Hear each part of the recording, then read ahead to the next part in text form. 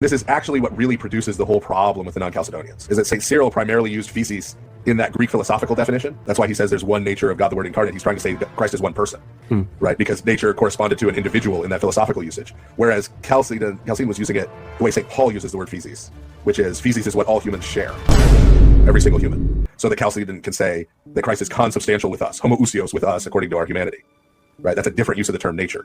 And so our non-Chalcedonian friends are unable to bridge that gap between the two usages of the term feces. Hi, it's your Oriental Orthodox friend, Simple here. And yeah, there was no substance there. And speaking of substance, I think the good father is confused about Greek philosophy because Aristotle himself never used feces, a simple individual person, the way he might consider in modern usage.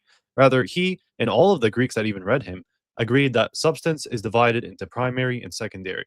And before I lose you, dear viewers, it's really simple. A primary substance is what we see as the individual. Think of a single horse, a single man, even. While secondary substance is more of an abstract, the generality of which all men or all horses belong to. We often see the same in many of the church fathers, St. Basil, the Cappadocians, when they differentiate between the common, which would be the secondary substance, and the particular, which would be the primary. Now, that was already a lot, but let's break it down even further. Person, or Greek prosopon, is not individual, as Father claims, but rather symbolizes face or outward appearance, as is used by Paul himself in 2 Corinthians 1:1, 4:6, 5:12, all throughout the Bible, and many other verses. And say I grant that you're right, Cyril just used individual person, as you claim. Why did Nestorius even disagree? He also claimed that two natures in one person, and so he would have never rejected Cyril or even Ephesus in the first place. But you know what he didn't reject?